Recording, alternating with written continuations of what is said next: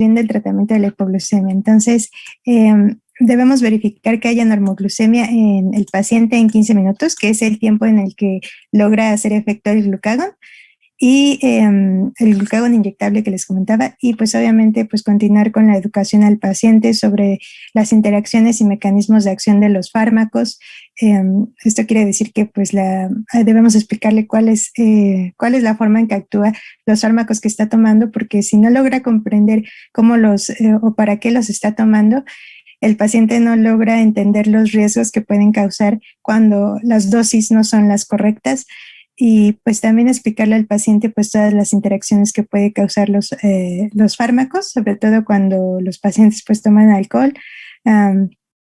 Y como les comentaba, las dosis, los hipoglucemiantes de larga duración, como las insulinas de larga duración o las sulfonilureas.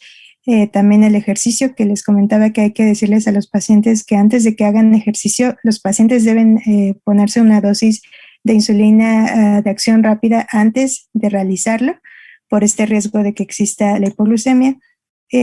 También en ayunos, sobre todo cuando se van a realizar un estudio, por ejemplo, ya ven que nos piden que vayamos en ayunas, pues también hay que decirles a los pacientes que ahí pues eviten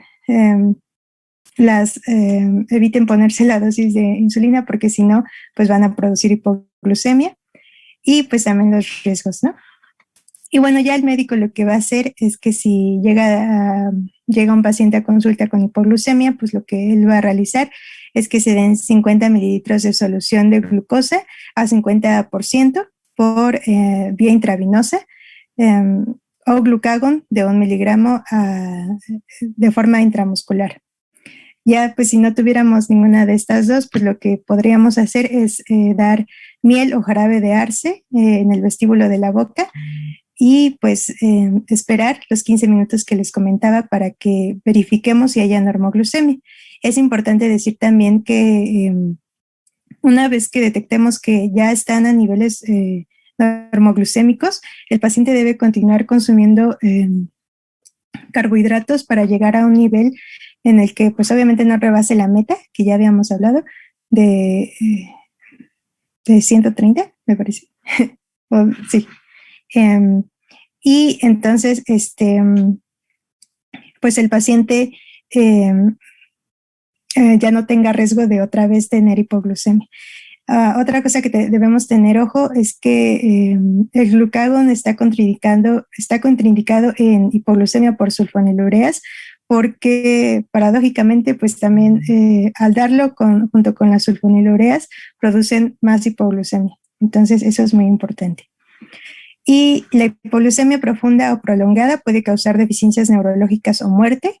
Incluso esta reciente versión de la ADA mencionaba que en algunos estudios se había visto que condicionaba a que se produciera demencia en algunos pacientes cuando estos eventos de hipoglucemia eran recurrentes, por lo que debemos, como les digo, estar muy al pendiente de estos pacientes, y pues evitar que se produzca de forma profunda o prolongada y actuar rápido, no esperarnos, y pues sobre todo hacerle mucho énfasis al paciente que no debe esperarse a recuperar esos niveles de glucosa. Y también podrían llegar a causar el coma. El coma se produce en la diabetes por hipoglucemia, por cetoacidosis y por la hiperglucemia osmolar o acidosis láctica. Entonces, ahí sí también debemos hacer un diagnóstico diferencial de los síntomas que está presentando el paciente, porque pues en un paciente hipoglucémico quizás no encontramos alteraciones en la respiración como sucedería en un paciente con acidosis láctica, sino que veríamos a un paciente que tiene respiraciones normales, pero pues sus niveles de glucosa están muy bajos y no tiene cetoacidosis. Y pues lo que hacemos es confirmar por laboratorio, como les comentaba, con la glucemia y las cetonas. Esto a pie de cama. Y ahora vamos con la segunda complicación aguda, que es la cetoacidosis diabética. Se abrevia DKA por la palabra en inglés. Y bueno, lo que sucede aquí, o más bien, esta complicación sucede mayoritariamente es en la diabetes mellitus tipo 1. Esta suele ser la primera manifestación en estos pacientes, suelen debutar con cetoacidosis diabética, o bien pueden tener la cetoacidosis diabética en el curso de una infección, de un traumatismo, de un infarto de miocardio o cirugía, pues son en estas situaciones en las que aumenta el requerimiento de insulina. También puede suceder por un mal acatamiento de régimen, por episodios recurrentes en los que no se está tomando la dosis suficiente de insulina. Y en pacientes con diabetes mellitus tipo 2 también podría suceder este tipo de complicación, pero sobre todo cuando están sometidos a un estrés grave, ya sea por sepsis, traumatismos o cirugía mayor, en los que, como les comento, aumentan estos requerimientos de insulina, porque sucede una hiperglicemia. Entonces, pues, la patogenia de este evento es que, pues, en primero hay una deficiencia aguda de insulina.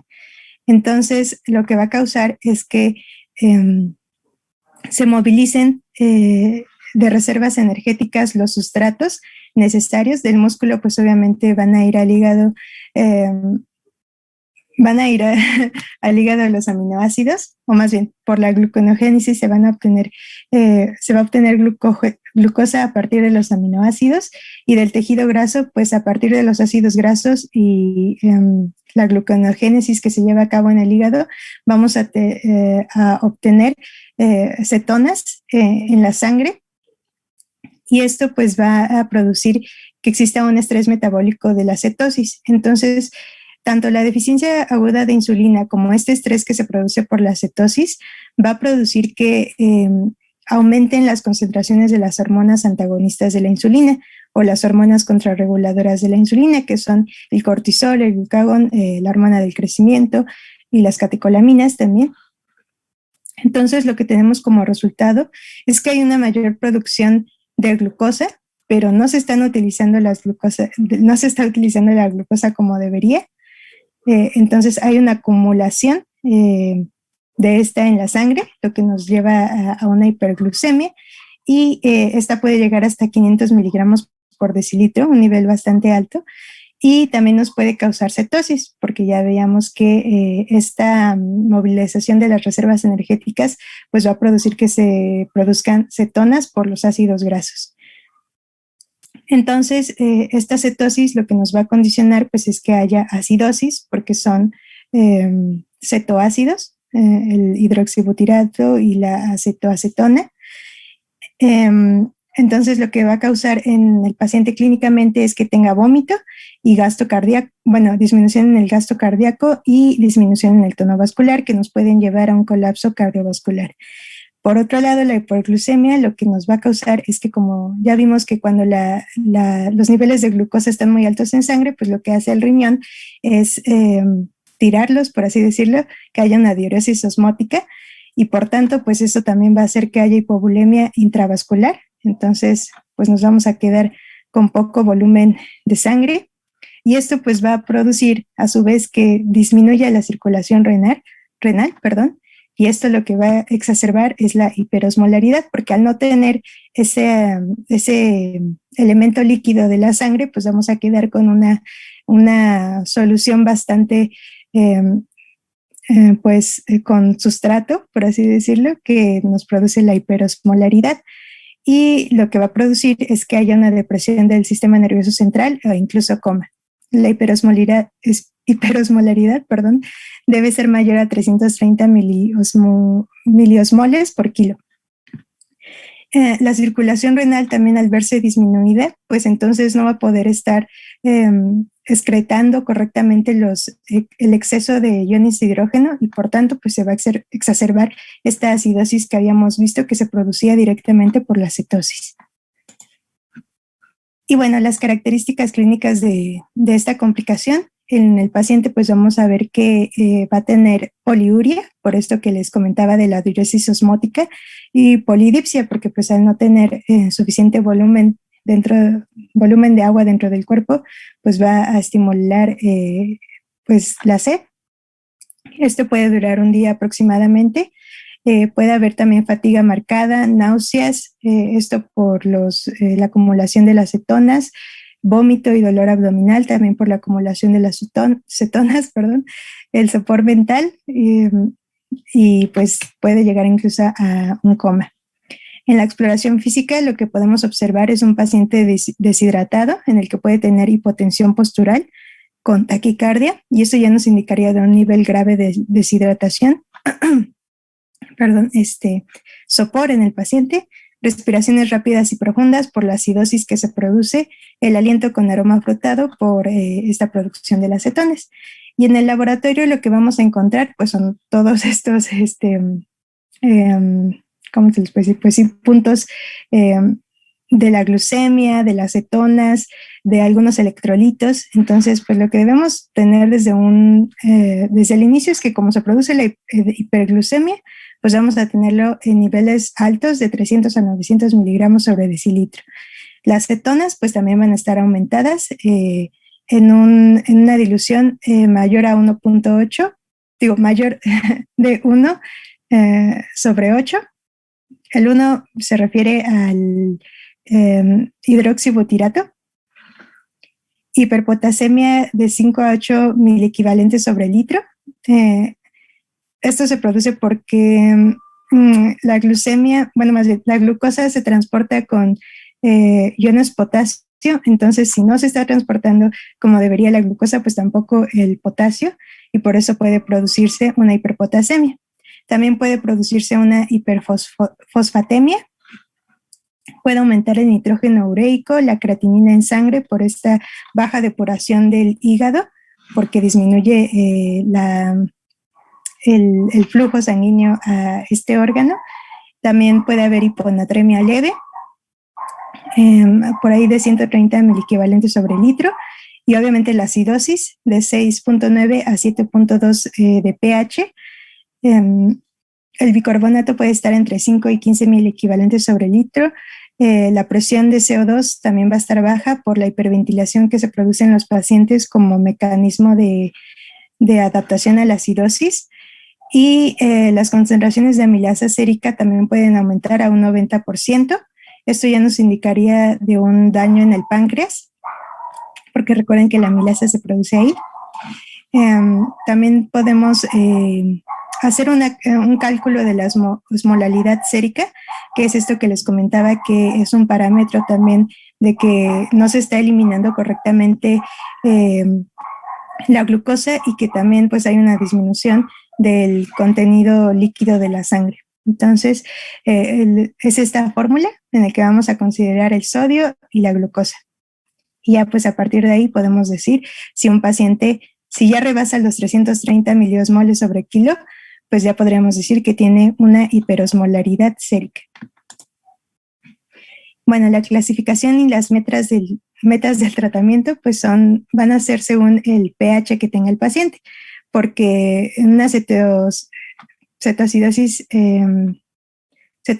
leve, pues el pH va a estar de 7.25 a 7.30, el paciente pues va a estar alerta, y puede ser tratado en la sala de urgencias.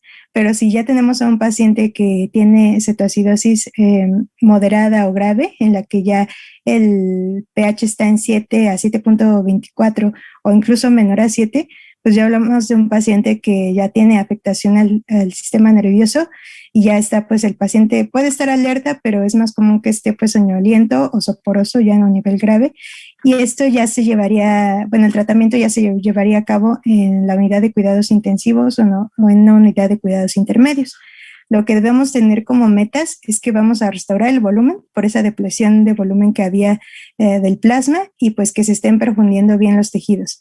También debemos reducir la hiperglucemia que se producía en el paciente y la hiperosmolaridad para que regresen a niveles normales. Debemos corregir la acidosis, reemplazar las pérdidas de electrolitos que veíamos de sodio sobre todo, e identificar y tratar factores precipitantes pues que estén produciendo que se produzca la cetoacidosis.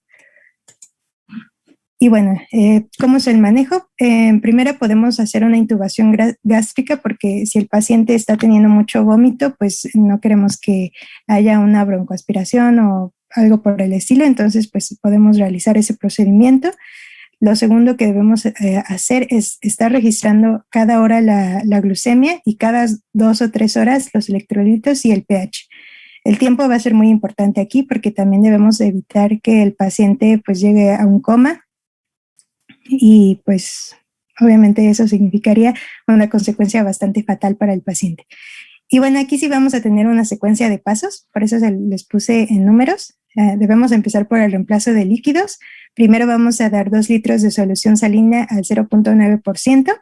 Y ya una vez que damos esos 2 litros, pues ya vamos a cambiar a una solución salina de 0.45%, de 300 a 400 mililitros por hora, con el objetivo de que lleguemos a infundir al paciente 3 o 4 litros para pues volver a tener esos niveles normales de líquido en el cuerpo, pero es importante que no debemos rebasar los 5 litros porque esto podría causar dificultad respiratoria aguda o edema cerebral. También pues lo que debemos hacer es manejar la insulina. Debemos dar un bolo inicial intravenoso de 0.15 unidades de insulina regular por kilo de peso. Y después ya podemos dar una infusión de insulina a 0.1 unidades por kilo por hora. Y ahí vamos a estar ajustando las dosis para que nuestro objetivo sea disminuir la glucemia, que recordamos que estaba por ahí de 300 a 900 miligramos sobre decilitro. Lo que debemos tener como objetivo es que baje de 50 a 70 miligramos por decilitro por hora. Y como tercer paso debemos hacer las correcciones en potasio y fósforo. Del potasio, pues lo hacemos con cloruro de potasio en las primeras horas y alimentos ricos en potasio una vez que el paciente ya tenga la vía oral disponible. El fósforo, pues es raro que se haga porque el fósforo suele corregirse naturalmente, pero si llegáramos a tener niveles primero que estén altos y luego bajos, pues podemos hacer la corrección con sal de potasio. Sin embargo, también había en la literatura, se describía un riesgo de tetania porque esto puede producir hipocalcemia. Entonces, como les digo, está un poco, todavía no está totalmente aceptado como medida lo del fósforo, pero pues obviamente hay que valorar las condiciones individuales del paciente, ya si tiene una depresión muy baja de estos electrolitos. Como paso 4, pues también el bicarbonato de sodio debemos administrarlo solamente en acidosis grave porque se ha visto que esto no, cuando se da en acidosis en nivel leve o moderado, esto realmente no mejora la condición del paciente. Entonces solo debemos esperarnos a que el paciente pues tenga una acidosis grave donde el pH sea menor a 7. Y además porque se ha visto que la administración de bicarbonato de sodio produce mayores complicaciones en el paciente. Por eso es que solo debemos esperarnos a que la condición sea bastante grave. Y si no, pues de plano no darlo. Y como punto 5, pues es corregir la acidosis hiperclorémica, que bueno, se describía en la literatura que este es un mecanismo que es benigno y que se va a revertir a sí mismo en las 12 a 24 horas después de que dejemos de administrar la solución salina. Es como un mecanismo que se produce por por restituir estos líquidos que estaban faltando en el paciente. Y bueno, eso es todo por mi parte. Bueno, ahora sí me escuchan bien, ¿verdad? Sí, ¿se escucha un poco bajo? Sí. ¿Sí me escucha bien, doctora? Sí, te escucho mejor. Acércate un poquito a tu micrófono, se escucha mejor. Sí, doctora. Bueno, vamos a seguir con el tema de cetoacidosis y les voy a hablar el subtema de transición a un régimen de insulina subcutánea. Aquí, una vez que el paciente ya se controló la cetoacidosis diabética, entonces ya se va a iniciar una terapia de insulina. Siempre y cuando el paciente esté alerta o en posibilidades de comer.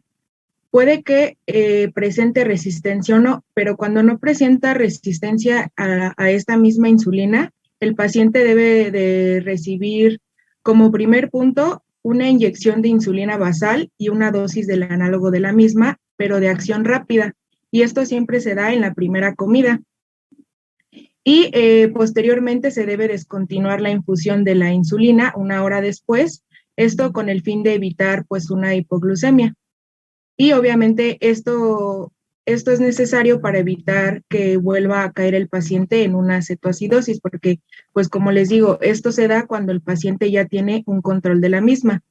Por otro lado, puede existir que el paciente tenga una resistencia hística a la insulina, entonces aquí se le tiene que dar al paciente una dosis diaria de aproximadamente 0.6 unidades por cada kilogramo.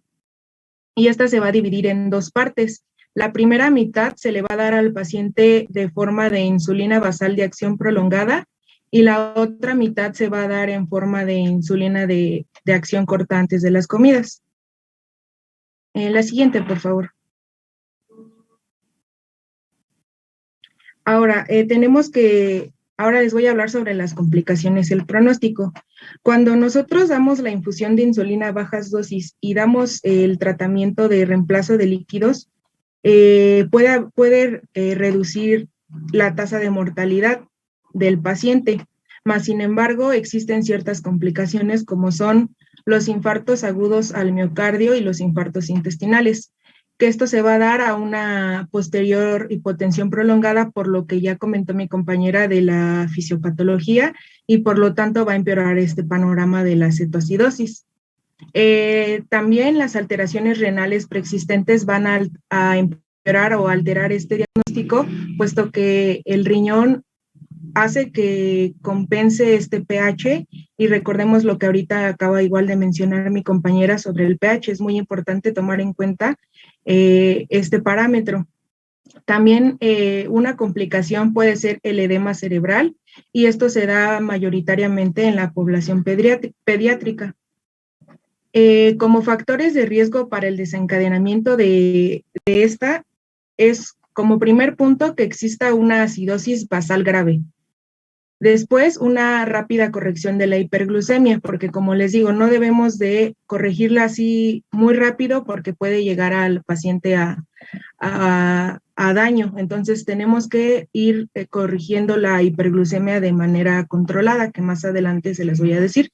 Y también, como les mencionaba, que tenemos que tomar en cuenta la administración de los líquidos. Aquí tenemos que administrarlo aproximadamente en las primeras 4 horas, pero no se debe de dar un exceso por lo mismo de la fisiopatología que ya explicó mi compañera. Ahora, el pilar del tratamiento aquí es aplicar manitol. Recordemos que el manitol va a elevar la osmolaridad y va a inhibir la reabsorción de agua y líquidos. Entonces, este es el pilar del tratamiento y se da en dosis de 1 a 2 gramos por cada kilogramo en un periodo de 15 minutos. Obviamente, pues esto es vía intravenosa. La siguiente, por favor. Ahora, las instrucciones para la alta del paciente que sufre cetoacidosis.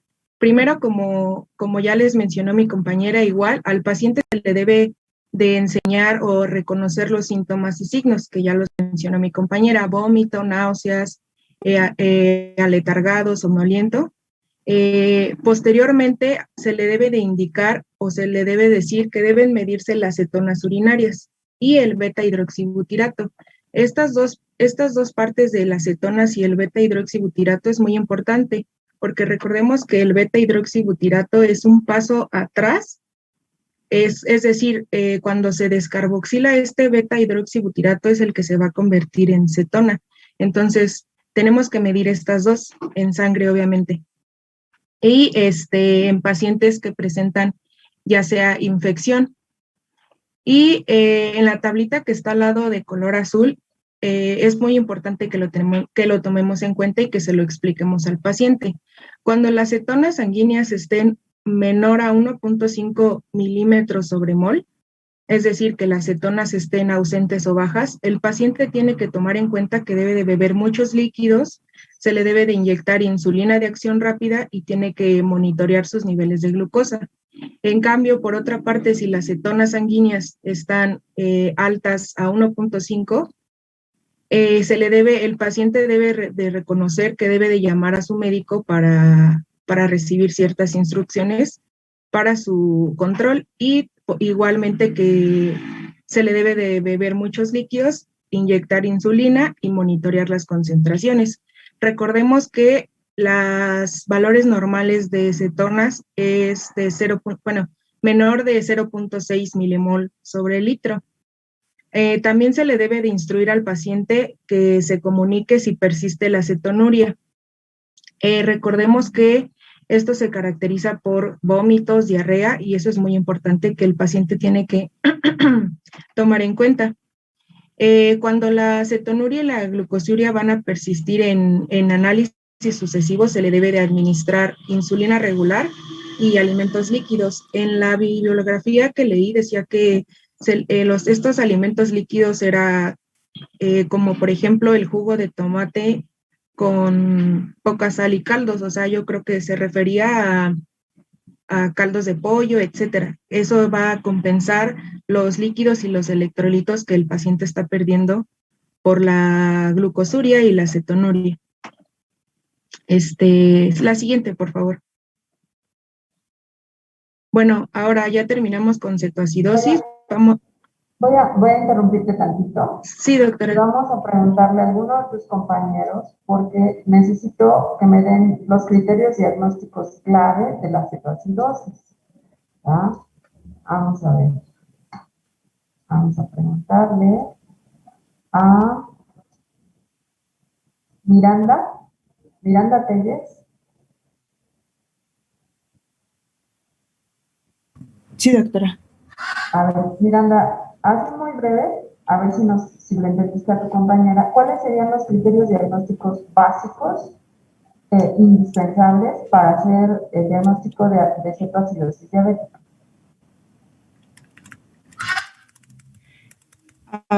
Pues puede ser, los criterios claves es una hiperglucemia, principalmente. También mencionaba que es el pH menor a 7 para que sea como un estado más grave, un estado como de cetonemia, se miden la cetonuria, los cetoácidos en orina. Y el anión GAP elevado. A ver, más o menos, ¿verdad? La hiperglucemia, ¿de cuánto debe ser? Porque además ahí sí hay diferencia con el estado hiperosmolar no cetósico, del cual nos van a hablar enseguida. Ahí sí hay diferencia. Entonces ahí también importa la osmolaridad, ¿verdad? Debe de ser mayor a 250. A ver, Alan, tú estás moviendo la cabeza. ¿No es mayor a 500 miligramos sobre decilitro? ¿Sí? ¿Mayor a 500 la osmolaridad? No, yo pensé que ¿La glucosa? ¿Se refiere?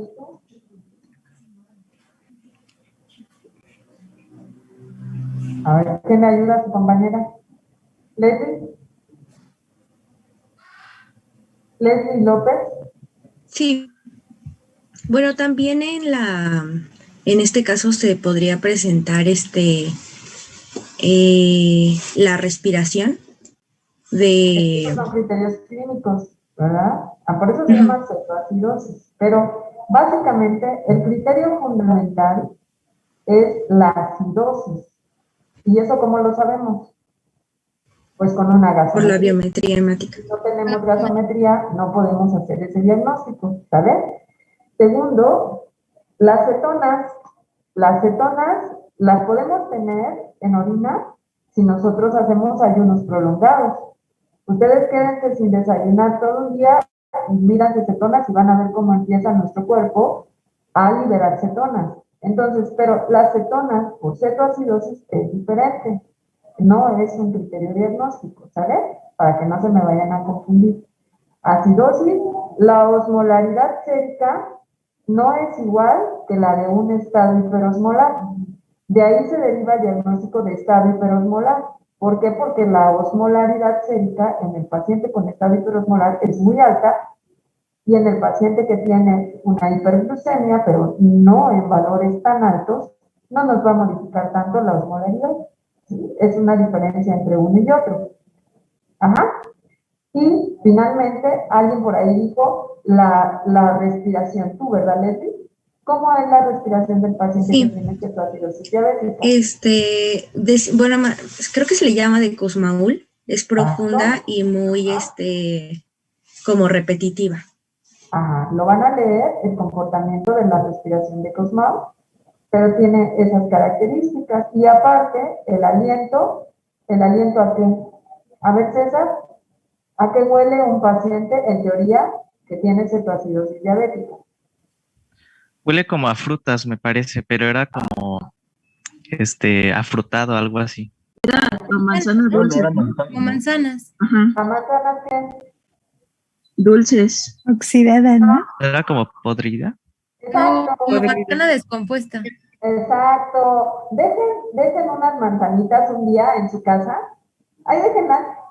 Y cuando empiecen a hacerse como la piel, que se empieza como a arrugar, las huelen y se están fermentando. Entonces, ese aroma, dicen por ahí, el aroma afrutado, pues en realidad huele como a descomposición, o sea, a una manzana que se está echando a perder. En realidad no es un aroma afrutado. Ajá. Incluso es un poquito ácido el aroma. Ajá. Tiene un cambio en el aroma normal de una manzana. Esos básicamente Doctora. son los diagnósticos. Mani. ¿Quién habla? Y yo, Leslie, pero por ejemplo, ese olor es muy evidente. Bueno, no evidente, o sea, se percibe fácilmente. Sí. Cuando pasen en su trayecto por los hospitales, van a aprender a oler al paciente. Y eso hará que ustedes perciban toda clase de aromas. Ajá, y nos volvemos muy sensibles al aroma de la urea, al aroma de la melena, al aroma de un paciente que tiene cetoacidosis. Nos acercamos cuando estén cerca de un paciente, acérquense, huélanlo y se van a dar cuenta que sí huele diferente cuando habla. ¿Sí? Es el aliento cuando habla. Incluso ustedes le pueden decir, sópleme. Obvio, con su cubrebocas puesto ustedes, ¿verdad? Entonces, para que puedan percibir el aroma, pues nada más la nariz descubierta, pero sí es importante que lo entiendan, es parte del proceso de aprendizaje de la medicina el tener que acercarnos al paciente. Y sí huelen a eso. Ok. Gracias. Y ahora, con respecto a la generación de la hipoglucemia, de la complicación anterior, nada más voy a hacer una pregunta que es muy, muy, muy puntual, porque hay una tríada que es especial en el caso de la hipoglucemia, y me gustaría que Monse Vázquez. ¿Estás por ahí, Monse? Aquí estoy. A ver, dinos si te acuerdas o si captaste cuál es la tríada típica de la hipoglucemia. Lo dijeron mis compañeras, Pues no sería que el paciente se va a encontrar cansado, bueno, se va a encontrar letárgico. ¿No? Bueno, también, o sea, en la hipoglucemia, pues primero podríamos tener los valores, ¿no? Que sería lo de, bueno, en la triada se supone que es lo del Whipple, que era con A ver, los síntomas de la hipoglucemia. con el que tú vas a considerar un paciente con hipoglucemia. Hipoglucemia. ¿Cuánto sería para decir tiene hipoglucemia? ¿Es menos de 70? Menos de 70 en los diabéticos. ¿Y en los no diabéticos? Esta hipoglucemia en la diabetes es una complicación, o sí, menos de 70. Pero si no fuera diabético tu paciente, hay un valor en el cual nosotros basamos nuestro diagnóstico de hipoglucemia en estudio, que eso ya es otra cosa, ¿no? Pero en los pacientes que son no diabéticos, el límite son 40 miligramos, ¿sale? En el diabético, el límite sería 69, con 69 ya tienes hipoglucemia. 70 es el límite de estabilidad, pero a partir, por debajo de 70 miligramos ya tienes hipoglucemia en el diabético, ¿sale? Entonces sí, efectivamente, dependiendo del valor de glucosa vas a tener los síntomas, pero hay una triada clásica. A ver, ¿quién dio hipoglucemia? Para que le ayude a su compañera. Ya, doctora. Se refiere a la triada de Whipple, ¿no? A ver, repíteselos porque puede que venga algún día en un examen. Sí, es la triada de Whipple o Whipple, como se pronunciaría. Y es que, pues, los signos y síntomas son compatibles con la hipoglucemia, los que ya habíamos comentado. También que, pues, al medir la concentración plasmática de glucosa, pues esté baja, como ya comentábamos de los niveles, y que haya mejora del paciente una vez que ya se le restituya con glucosa. Exacto. Entonces, primero es el síntoma, ¿verdad? Y los síntomas pueden ser variables dependiendo del grado de glucosa que esté teniendo el paciente. Pero puede ser cefalea, sudoración fría, sí, somnolencia y de ahí hasta la crisis convulsiva, ¿no? Sí. Esos son los síntomas. Y entonces yo tengo que ir y medir al paciente la glucosa, ¿sí? Entonces resulta que tengo 50 de glucosa con ese paciente, ya llevo 2 criterios, y el tercero de la triada de Whipple, entonces yo le administro, ya sea tabletas de glucosa, ya sea una carga de dextrosa, como la que pusiste en tu diapositiva, o pues no tengo nada a la mano, pero tengo azúcar o caramelos, jarabe, como pusiste también, entonces se lo doy, y resulta que se corrige, ¿sí? Se corrigió, se revirtió al darle la administración de glucosa por vía oral. Entonces ya, triada de Whipple. No se les vaya a olvidar, por favor. ¿Sale? ¿Sí? Sí, doctora, gracias. Voy a detener un momento la clase porque tengo a una paciente que ya tiene ratito que tengo aquí esperando. Y me voy a tardar como un ratito para explicarle algunas cosas aquí en consulta. Entonces, me avisan por chat, por favor, Aranza, si se conectan de nuevo para continuar el estado hiperosmolar, que sería lo que nos falta de complicaciones agudas, ¿verdad? Es el único que nos faltaría. ¿Y todas las crónicas? No, doctora, nos falta también acidosis láctica. Yo creo que acidosis láctica no lo vamos a dar. Vamos a dar ya complicaciones crónicas, ¿sale?